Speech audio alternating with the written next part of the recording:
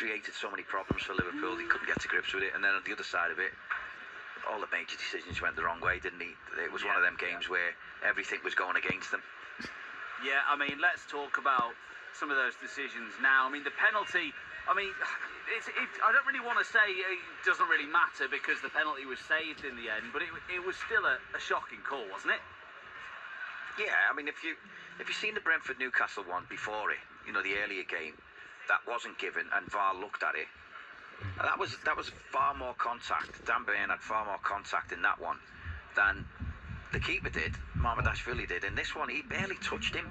It certainly didn't warrant going down. I think because of the angle he was running at and because McAllister was coming, there was a little bit of hesitancy, and he ended up going down anyway because he was overstretching. There was nothing in it, and so to give a penalty for that, especially having watched it, I thought it was unbelievable. Yeah, let's go to the phone, shall we? We've got Tony, who is a Red in Wavertree, on with us. Tony, you're on with Craig at the Etihad. All right, Craig. Where do we start with this one, mate? I mean, you know, we won 2 games, didn't concede a goal, and just gone back to square one again, defensively all over the shop. The main problem for me is Canate. You know, every team's letting him have the ball, and all he does is give it away or do the wrong pass. The position, he's just not covering the right back. I just can't have him. I can't believe he hasn't bought the centre half, and it's going to cost us big time this season. And Salah's attitude, second half, he was offside 4 times in the space of 5 minutes. He's not interested. Yeah. Get him off the pitch. If he doesn't want to be on the pitch, get him off. Just wasn't interested. Were you all right with the team that started, Tone? Well, yeah, it was, you know, I haven't got a complaint about the team, but they're just not good enough. I mean, I feel sorry for Wade because he doesn't know where to play him. He doesn't know what to play him as a false 9 on the left. He's all over the shop. And he's getting made the scapegoat as well, and I don't think it's his fault. No, I thought that. Yeah, I think they don't know where to play him, do they? They try to play him off the left-hand side. Felt sorry for Cody Gakpo getting left out. I thought when Ekatike come off, that was the wrong call, because we didn't have a centre-forward then, and you've seen a couple of balls that flashed across the 6-yard box, where you want a proper centre-forward there, who'll just tap that in. We didn't have one. There was hardly anyone in the box when balls were coming in. Some of it, I don't know why we weren't shooting. You know, it was just one of them things where the little things all went against us, the big things all went against us, and we were making really poor decisions. So whilst the 2 games before have been really good, this was a big game for me. And I don't think it was a 3-0 game, Tone. I think it flattered City a little bit because of some of the decisions that they got. You know, Van Dijk's header, getting that chalked off was ridiculous. Obviously, Salah's had a real clear-cut chance that I don't know how he's missed it. So I don't think it was a 3-0 one, but City was certainly head and shoulders above Liverpool today. The way they moved the ball, the way they played, the quickness of passing, how incisive they were. They got a little bit of luck, yes, you know, with 2 goals really. I think the first one, I don't think Haaland knew much about it. I think Konate should clear it. I take your point about Konate. I think he was the reason we give a penalty away, or the referee decided it was a penalty, the first one, which was harsh, but it was Konate's mistake. He got involved over with Bradley, and then obviously the first goal, I think he should clear it. He heads it a little bit and it comes on to Haaland, but he should clear that.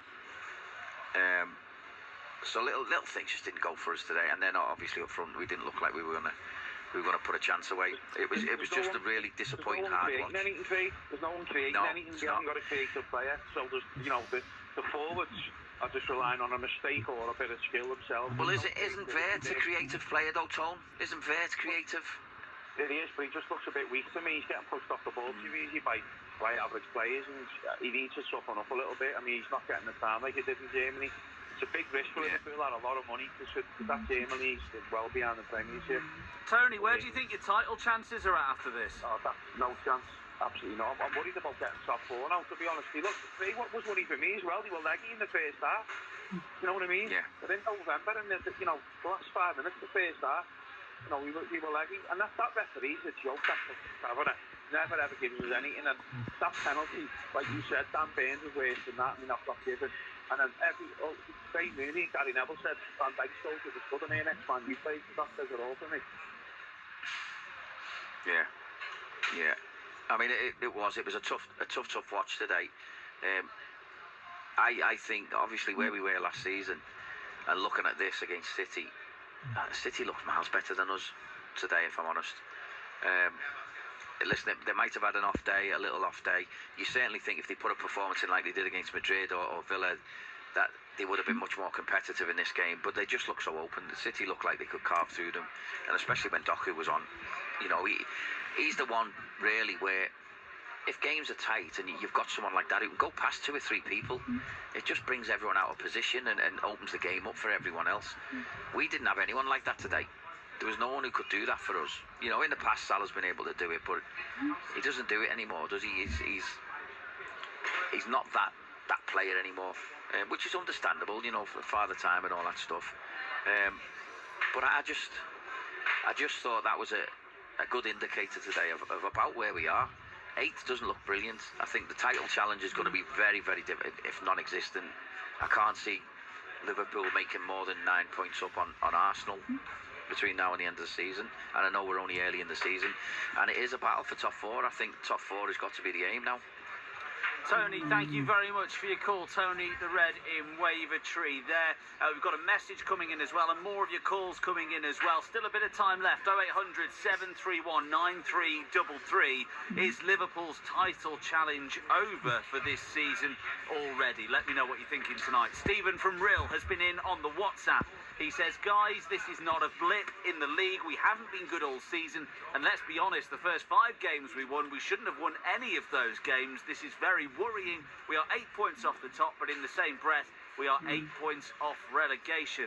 And again, that is from Stephen in Rill. Let's get back to the phones. We've got Jim, who is a Reading Prescott, on the line as well. Jim, you're on with Craig at the Etihad.